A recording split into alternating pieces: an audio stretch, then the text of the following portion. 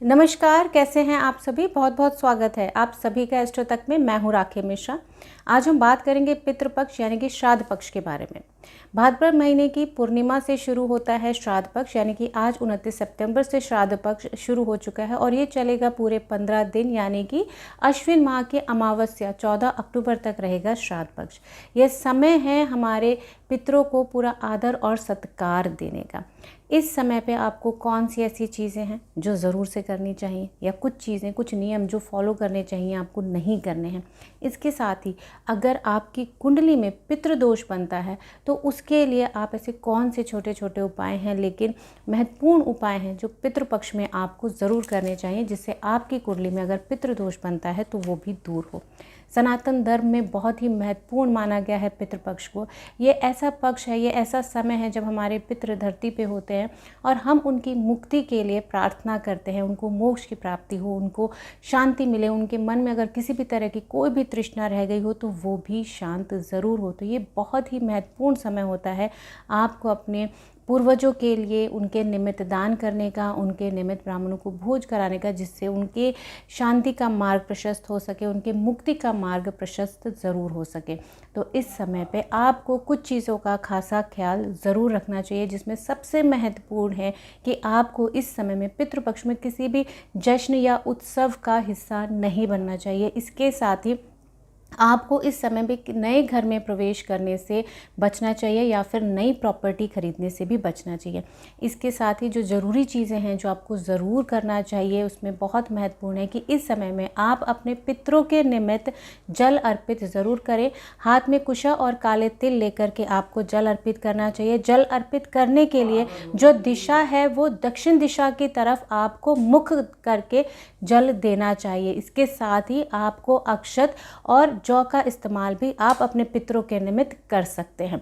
वहीं बात करते हैं कि अगर आपकी कुंडली में पितृदोष बनता है तो ऐसी कौन सी परेशानियां, कौन सी चीज़ें हैं जो आप फेस करते हैं, पहले ये समझना बहुत ज़रूरी है। तो अगर आपकी कुंडली में भी पितृदोष बनता है तो हमारे जीवन में हम कोई भी काम करते हैं उसमें रुकावट ज़रूर आती है, कोई ना कोई संकट हमारे ऊपर बना रहता है। हमारे कोई भी काम बार बार हम कोशिश करते हैं लेकिन बनते बनते काम हमारे बिगड़ जाते हैं, अटक जाते हैं, क्योंकि किसी भी चीज़ के लिए हमारे बड़े बुजुर्गों का, हमारे पितरों का आशीर्वाद हमारे ऊपर ज़रूर होना चाहिए। और हमारी सफलता के लिए बहुत महत्वपूर्ण है कि उनका आशीर्वाद हमारे ऊपर बना रहे। इसके साथ ही अगर आपकी शादी में रुकावट आती है या फिर आपकी शादी देर से हो रही है, नहीं हो पा रही है, बात बनते बनते बिगड़ जाती है, तो ये भी एक कारण माना जाता है। पता चलता है कि आपकी कुंडली में पितृदोष है। अगर आपकी कुंडली में भी पितृदोष बनता है तो आपको ऐसी कौन सी चीज़ें हैं जो इस समय पे ज़रूर करनी चाहिए। सबसे पहली चीज़, इस समय में आपको जल में काले तिल मिला करके पितरों के निमित्त उनको जल अर्पित ज़रूर करना चाहिए। इसके साथ ही आपको पशु पक्षियों के निमित्त दाना और पानी का इंतज़ाम उनके लिए ज़रूर करना चाहिए। जितना ज़्यादा से ज़्यादा हो सके इस समय जल का दान, पितृपक्ष में जल का दान आप ज़रूर करें। वहीं आप अगर आपको अपने पितरों की तिथि नहीं जानते हैं आप, तो अमावस्या के दिन उनका पिंडदान और श्राद्ध कर्म आपको ज़रूर करना चाहिए। वहीं आप ब्राह्मणों को भोज ज़रूर कराएं और इसके साथ ही उनको वस्त्र का दान ज़रूर करें।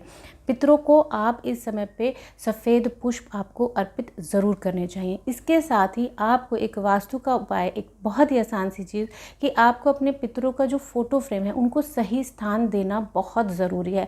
तो आप अपने पितरों का जो फ़ोटो फ्रेम है उसको आपको दक्षिण पश्चिम दिशा की दीवार पर ही लगाना चाहिए। पितरों के लिए जो स्थान है उस स्थान पर ही आपको उनका फ़ोटो फ्रेम लगाना चाहिए और उस पर आप फूल अर्पित करें। रोज़ आप धूप भी उनको दिखा सकते हैं, तो ये बहुत ही महत्वपूर्ण होता है।